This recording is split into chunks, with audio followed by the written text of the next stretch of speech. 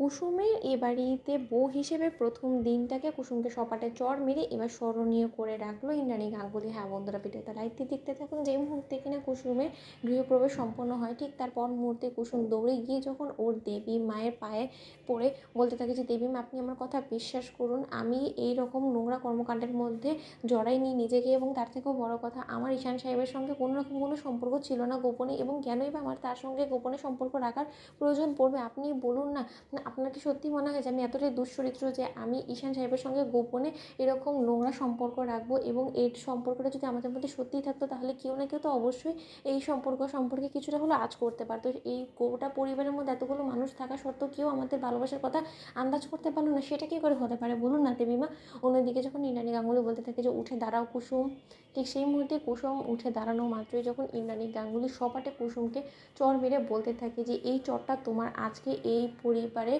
বউ হয়ে আসার প্রথম দিনটাকে স্মরণীয় করে রাখার জন্য চিরকাল এই চড়টাকে মাথায় রাখবে, এবং মনে রাখবে একটা কথা, যে এই গাঙ্গুলি পরিবারে বউ হওয়া এতটাও সহজ নয়, এবং তুমি কোনো রকম কোনো যোগ্যতা দক্ষতা সব কিছু ছাড়াই তুমি যখন এই বাড়িতে গৃহপ্রবেশ করে ঢুকেই পড়েছো, তাহলে আজ থেকে তোমার প্রতিনিয়ত মনে হবে যে তুমি এই পরিবারে বউ হয়ে তুমি কতটা পাপ করেছো, এবং প্রতিনিয়ত তোমার মনে হবে যে এই পরিবারে ঢুকে তোমার জীবনটা রীতিমতো নরকে পরিণত হয়ে গিয়েছে। কুসুম, এই কথাটা তুমি মাথায় রেখো। আমার অহংকার, আমার ছেলে, আমার গর্ব আয়ুষকে তুমি আমার কাছ থেকে কেড়ে নিয়েছো, তুমি এত বড় দুঃসাহস দেখিয়েছো, এর প্রতিদান যে তোমাকে কতটা পোহাতে হবে সেটা তুমি হয়তো বা কল্পনাও করতে পারছো না। প্রথমে তুমি আমার ঈশানের দিকে হাত বাড়িয়েছো, তারপরে যখন ঈশান তোমার হাত পিছলে বেরিয়ে গিয়েছে তখন তুমি আমার আয়ুষের দিকে হাত বাড়িয়েছো, এবং তুমি যখন ঈশানের দিকে হাত বাড়িয়েছো তা সত্ত্বেও আমি ক্ষমা করে দিয়েছিলাম। এক পর্যায়ে আমি ভেবেছিলাম যে না, হয়তো বা ঈশানী বড্ড বেশি বাড়াবাড়ি করে ও হয়তো বা মিথ্যে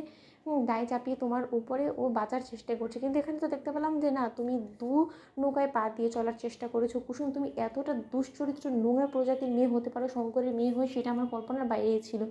কিন্তু তুমি আবারও আমার চোখ খুলিয়ে দিয়েছো, তুমি আবারও আমাকে লোকের উপরে এত সহজে বিশ্বাস করা থেকে বিরত রেখেছো। থ্যাংক ইউ সো মাচ কুসুম, কিন্তু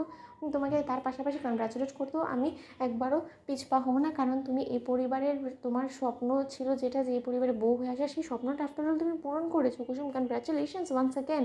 অন্যদিকে যখন আয়ুষ বলতে থাকে যে মা তুমি আমার কথাটা তো শোনো, অন্যদিকে যখন ইন্দ্রাণী গাঙ্গুলি বলতে থাকে যে আয়ুষ, তুমি যখন নিজ দায়িত্বে তোমার বউকে বিয়ে করে এনেছো, তাহলে ওর সকল দায়িত্ব কর্তব্য তোমাকেই পালন করতে হবে, এবং তোমার বউয়ের গায়ে হাত তোলার জন্য তুমি যদি আমাকে কোনো শাস্তি শোনাতে চাও তাহলে সেটাও পারো। প্রয়োজনে তুমি আমাকে এটাও বলতে পারো যে আমি যাতে বৃদ্ধাশ্রমে চলে যাই, তুমি যদি সেটাই চাও তাহলে না হয় সেটাই হোক, আমার তাতে কোনো রকম কোনো আর দ্বিধাবোধ আমি করবো না, কারণ আমার জীবনটা রীতিমতো তোমরা দুজনে মিলে নরকে পরিণত করে দিয়েছো। দু ভাই মিলে তোমরা যা শুরু করছো সেটা আমি আর বরদাস্ত করতে পারছি না। তো বন্ধুরা, লাইক এবং শেয়ার করে সাবস্ক্রাইব করতে ভুলো না।